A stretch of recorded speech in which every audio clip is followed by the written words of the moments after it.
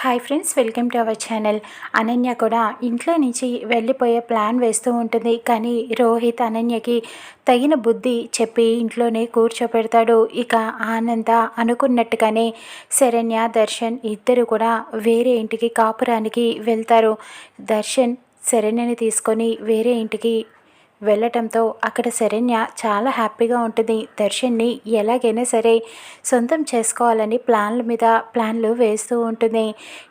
పని మనిషి ఎవరైనా కావాలా అమ్మా అంటూ ఒక అమ్మాయి శరణ్య ఇంటికి వస్తుంది.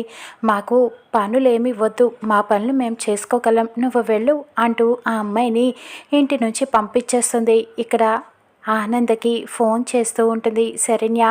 అత్తయ్యగారు ఇప్పుడు ఏం చేయాలి అని అడుగుతూ ఉంటుంది.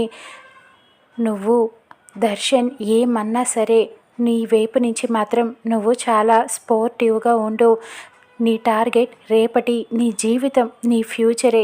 నువ్వు దర్శన్ని ఎలాగైనా దగ్గర చేసుకోవాలి, అది మాత్రమే ఆలోచించు అని చెబుతూ ఉంటుంది ధైర్యం.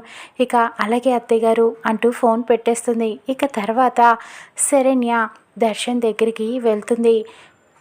ఇంక నుంచి మీరు చక్కగా నేను వండింది తిని బొజ్జ నిండా చక్కగా హ్యాపీగా రెస్ట్ తీసుకోండి, హ్యాపీగా ఉండండి అని చెబుతూ ఉంటుంది.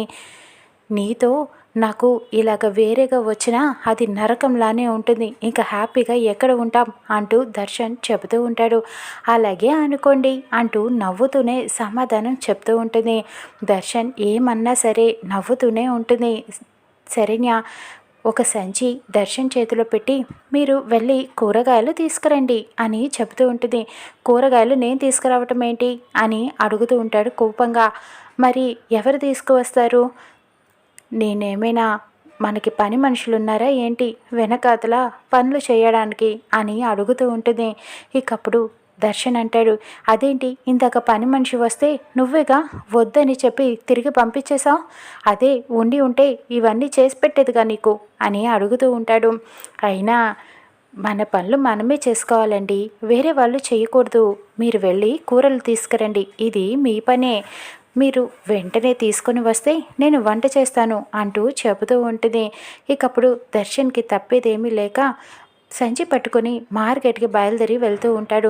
ఇలా అనుకుంటాడు, శరణ్యకి నేనేదో చుక్కలు చూపిద్దాం, నరకం చూపిద్దాం అని చెప్పి అనుకున్నాను.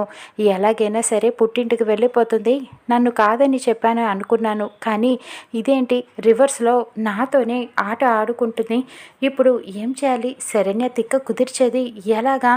నాకు ఈ కాపురం వద్దు బాబోయ్ అంటూ పరిగెత్తుకుంటూ పారిపోవాలి తన పుట్టింటికి, అలా చేయాలి అని ఆలోచిస్తూ ఉంటాడు.